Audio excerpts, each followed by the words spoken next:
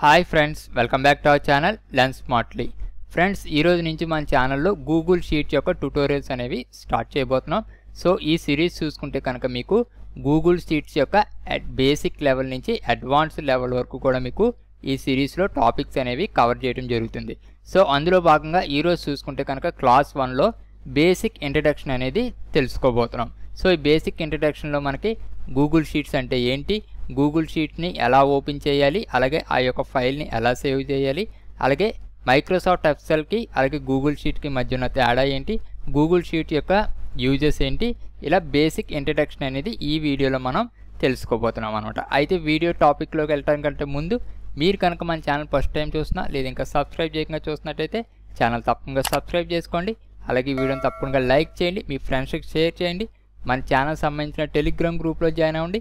Telegram link మీకు ఈ video description బాక్స్లో ఉంటుంది.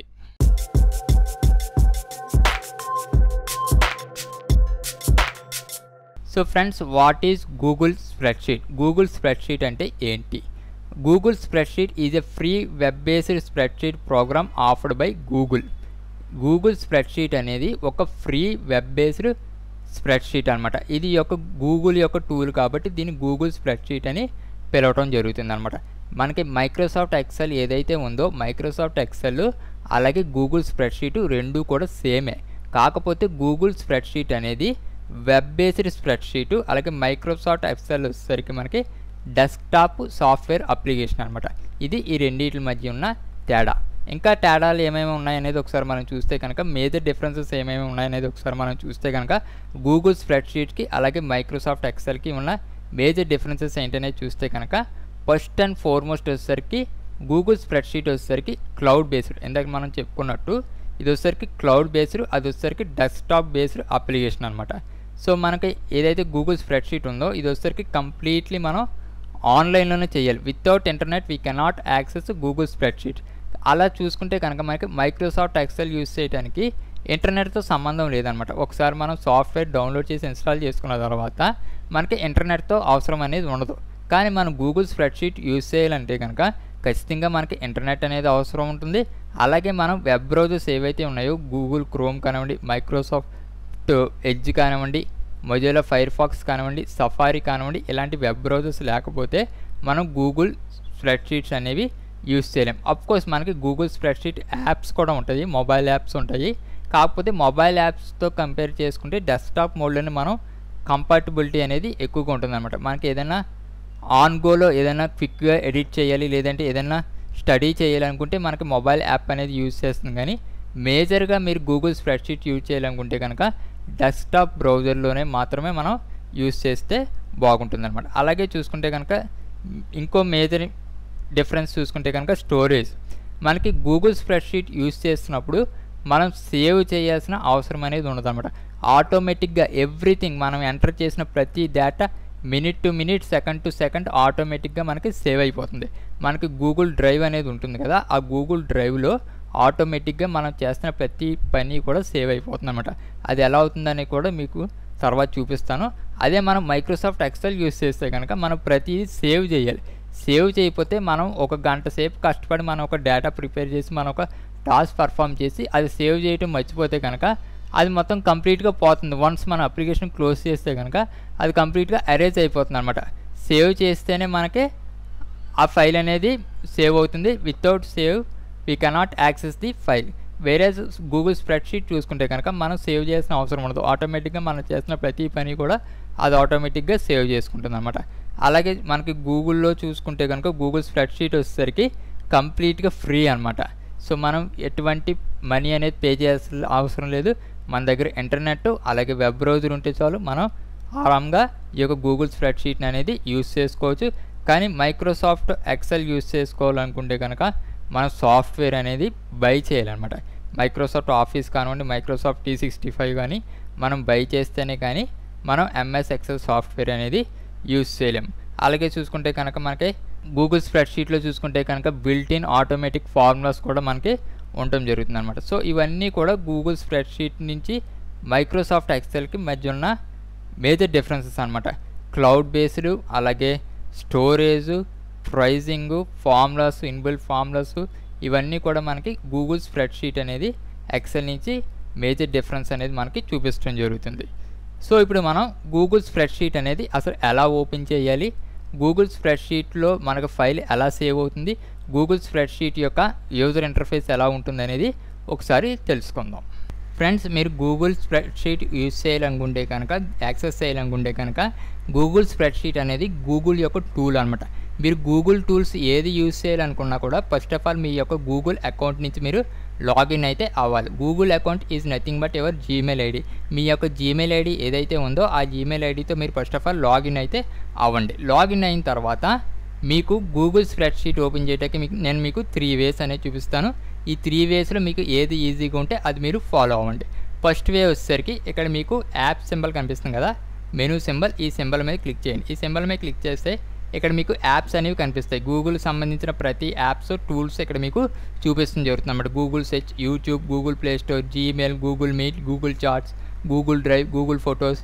ఇలా మీకు కిందకి వెళ్తే కనుక గూగుల్ షీట్స్ అని కూడా కనిపిస్తుంది జరుగుతుంది. షీట్స్ అని కనిపిస్తుంది, దీని మీద క్లిక్ చేయండి. దీని మీద క్లిక్ చేసిన తర్వాత మీకు ఓపెన్ అవటం జరుగుతుంది. ఇక్కడ చూసుకుంటే కనుక మీకు బ్లాంక్ స్ప్రెడ్షీట్ కావాలా లేదంటే టెంప్లెట్స్ నుంచి చూజ్ చేసుకుంటారా అనేది ఇక్కడ మిమ్మల్ని అడగటం జరుగుతుంది అన్నమాట. ఇక్కడ కింద చూసుకుంటే కనుక నేను ప్రీవియస్గా చేసినవి ఇక్కడ నాకు చూపిస్తుంది అన్నమాట. ఇదే మీరు ఫస్ట్ టైం చేస్తే కనుక మీకు ఇవన్నీ కూడా మీకు కనిపించవో. ఏదైతే నేను ప్రీవియస్గా వర్క్ చేశాను కాబట్టి నేను ప్రీవియస్ సేవ్ చేసుకున్న ఫైల్స్ అనేవి ఇక్కడ నాకు చూపిస్తుంది జరుగుతుంది అనమాట. సో ఇక్కడ మీకు టెంప్లెట్ గ్యాలరీ మీద క్లిక్ చేస్తే ఇక్కడ రకరకాల టెంప్లెట్స్ అనేవి ఉంటాయన్నమాట. సో ఇందులో మీకు సంబంధించిన టెంప్లెట్ ఏదైనా ఉంది, దాన్ని నేను ఎడిట్ చేసుకుంటాను అనుకుంటే కనుక ఆ టెంప్లెట్ సెలెక్ట్ చేసుకుని మీ డేటాకి తగ్గట్టుగా మీరు ఎడిట్ చేసుకోవచ్చు. లేదు నేను కంప్లీట్గా బ్లాంక్ స్ప్రెడ్షీట్ తీసుకుంటాను అనుకుంటే కనుక ఇక్కడ మీకు బ్లాంక్ స్ప్రెడ్షీట్ అని కనిపిస్తుంది కదా, దీని మీద క్లిక్ చేసి మీరు ఒక బ్లాంక్ స్ప్రెడ్షీట్ అనేది తీసుకోవచ్చు. ఇది one way of opening the Google spreadsheet. So second way చూసుకుంటే కనుక మీరు న్యూ ట్యాబ్లోకి వెళ్ళి షీట్స్ .న్యూ అని టైప్ చేసి ఎంటర్ ప్రెస్ చేయండి. ఎంటర్ ప్రెస్ చేయగానే మీకు ఒక స్ప్రెడ్షీట్ అనేది ఓపెన్ అయిపోతుంది అనమాట. ఇది సెకండ్ వే. థర్డ్ వే వచ్చేసరికి ఇందాక మనం యాప్స్లోకి వెళ్ళాం కదా, గూగుల్ యాప్స్లోకి, మళ్ళీ గూగుల్ యాప్స్లోకి వెళ్ళండి. వెళ్ళిన తర్వాత ఇక్కడ మీకు డ్రైవ్ అనేది కనిపిస్తుంది కదా, ఈ డ్రైవ్ మీద క్లిక్ చేయండి. డ్రైవ్ మీద క్లిక్ చేసిన తర్వాత ఇక్కడ మీకు న్యూ అని కనిపిస్తుంది కదా, న్యూ మీద క్లిక్ చేయండి. న్యూ మీద క్లిక్ చేసిన తర్వాత ఇక్కడ మీకు గూగుల్ షీట్స్ అని కనిపిస్తుంది కదా, గూగుల్ షీట్స్లో మీకు బ్లాంక్ స్ప్రెడ్షీట్ కావాలా ఫ్రమ్ ఏ టెంప్లెట్ కావాలా. ఇందాక నేను చెప్పాను కదా, టెంప్లెట్ నుంచి మీరు చూస్ చేసుకోవచ్చు, లేదంటే బ్లాంక్ స్ప్రెడ్షీట్ నుంచి కూడా మీరు చూస్ చేసుకోవచ్చు. సో మీకు ఇక్కడ బ్లాంక్ స్ప్రెడ్షీట్ అని క్లిక్ చేస్తున్నా. సో బ్లాంక్ స్ప్రెడ్షీట్ అనేది ఓపెన్ అయిపోయింది. సో 3 వేస్గా మీరు గూగుల్ స్ప్రెడ్షీట్ అనేది మీరు ఓపెన్ చేసుకోవచ్చు అనమాట. మీకు ఏది కన్వీనియంట్గా ఉంటే ఆ వే అనేది మీరు ఫాలో అవ్వండి. సో మీకు ఇప్పుడు ఏదైతే కనిపిస్తుందో ఇది వచ్చేసరికి గూగుల్ స్ప్రెడ్షీట్ యొక్క యూజర్ ఇంటర్ఫేస్ అనమాట. మీకు ఈ విధంగా యూజర్ ఇంటర్ఫేస్ అనేది కనిపిస్తుంది. సో ఇక్కడ మీకు పైన చూసుకుంటే కనుక అన్టైటిల్ స్ప్రెడ్షీట్ అని కనిపిస్తుంది కదా, ఇక్కడ వచ్చేసరికి మీరు నేమ్ అనేది ఇచ్చుకోవచ్చు. ఇక్కడ నేను ఇంట్రో క్లాస్ అని ఇస్తున్నా. సో ఇంట్రో క్లాస్ ఇవ్వగానే ఇక్కడ మీకు చూడండి సేవింగ్ అని వస్తుంది, ఆటోమేటిక్గా సేవ్ అయిపోద్ది అనమాట. ఎక్కడ సేవ్ అవుతుందో కూడా నేను మీకు చూపిస్తాను. సో మీకు కింద చూసుకుంటే కనుక file, edit, view, insert, format, data ఇవన్నీ కూడా మీకు మెనూ బార్, దాని కింద చూసుకుంటే కనుక ఆప్షన్స్ అనేవి ఉంటాయి. అలాగే మీకు ఫార్ములా బార్ ఉంటుంది. అలాగే మీకు చూసుకుంటే కనుక A to Z కాలమ్స్, అలాగే 1 to 1000 రోస్ అనేవి ఉండటం జరుగుతుంది అనమాట. అదే మీరు MS ఎక్సెల్లో చూసుకుంటే కనుక మీకు రోస్ వచ్చేసరికి 1,48,576 రోస్ ఉంటాయి.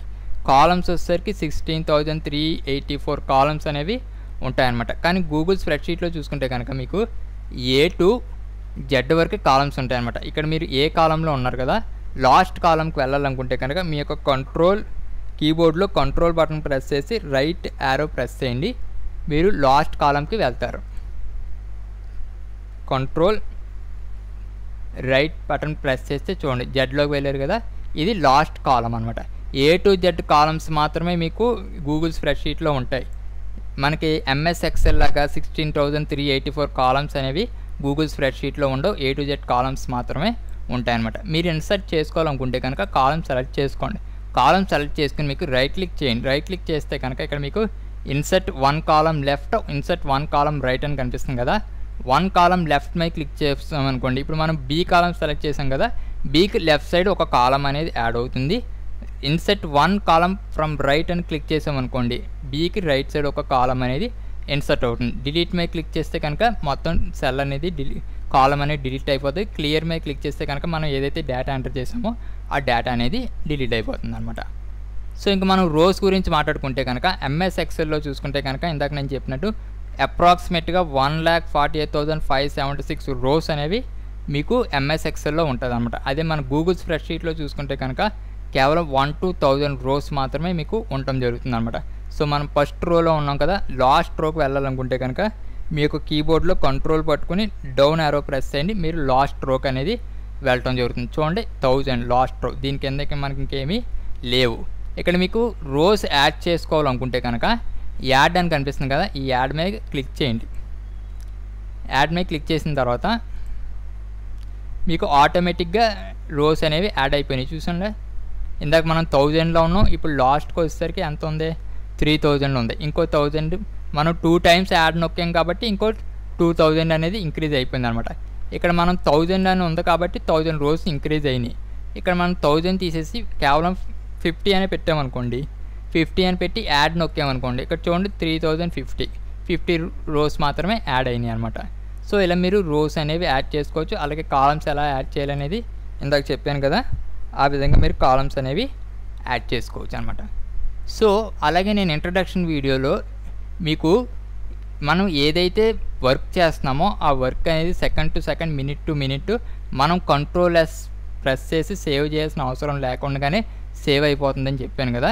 సో ఇప్పుడు మనం ఇంట్రో క్లాస్ 1 అనేది ఒక స్ప్రెడ్షీట్ అనేది క్రియేట్ చేసాం. ఈ క్రియేట్ చేసింది నేనైతే సేవ్ చేయలేదు, కానీ ఇది మనకి ఆటోమేటిక్గా మన గూగుల్ డ్రైవ్లో సేవ్ అయిపోతుంది. చూడండి, గూగుల్ డ్రైవ్లోకి వెళ్ళండి. గూగుల్ డ్రైవ్లోకి వెళ్ళిన తర్వాత ఇక్కడ మీకు రీఫ్రెష్ చేయండి. రీఫ్రెష్ చేయగానే ఇక్కడ చూడండి ఇంట్రో క్లాస్ 1 అనేది ఆటోమేటిక్గా మీకు సేవ్ అయిపోవడం జరిగింది అనమాట. నేను ఏమైనా కంట్రోల్ ఎస్ పెట్టి సేవ్ చేయలేదు కదా, ఆటోమేటిక్గా మీకు సేవ్ అయిపోవడం జరుగుతుంది అనమాట. అలాగే మీకు ఇంకో షీట్ కావాలనుకుంటే ఇక్కడ ఇప్పుడు మనం షీట్ 1లో ఉన్నాం. ఇంకో షీట్ కావాలనుకుంటే కనుక ఇక్కడ మీకు ప్లస్ సింబల్ కనిపిస్తుంది కదా, ఈ ప్లస్ సింబల్ మీద క్లిక్ చేసి ఇంకో షీట్ అనేది యాడ్ చేసుకోవచ్చు అన్నమాట. షీట్ 2, షీట్ 3, షీట్ 4, షీట్ 5 ఇలా మీకు ఎన్ని షీట్స్ కావాలనుకుంటే అన్ని షీట్స్ యాడ్ చేసుకోవచ్చు. వాటికి మీరు రీనేమ్ ఇచ్చుకోవచ్చు. ఇక్కడ రైట్ క్లిక్ చేసిన తర్వాత ఇక్కడ మీకు రీనేమ్ అని కనిపిస్తుంది కదా, రీనేమే క్లిక్ చేసి మీరు వాటికి రీనేమ్ చేసుకోవచ్చు.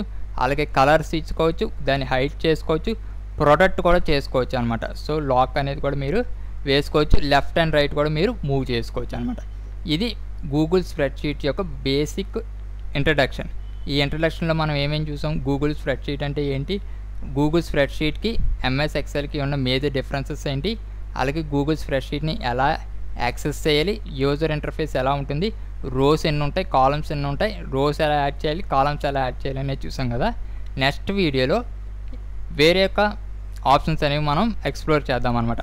మనం డేటా ఎలా ఎంటర్ చేయాలి, ఆ ఎంటర్ చేసిన డేటాను మనం ఎలా ఫార్మాటింగ్ చేయాలి అనేది మనం నెక్స్ట్ వీడియోలో తెలుసుకుందాం. మరి ఆ వీడియో మీరు మిస్ కాకుండా ఉండాలంటే కనుక ఛానల్ తప్పకుండా సబ్స్క్రైబ్ చేసుకోండి. అలాగే వీడియో నచ్చితే కనుక చూసి వెళ్ళిపోకుండా తప్పకుండా లైక్ చేయండి, మీ ఫ్రెండ్స్కి షేర్ చేయండి.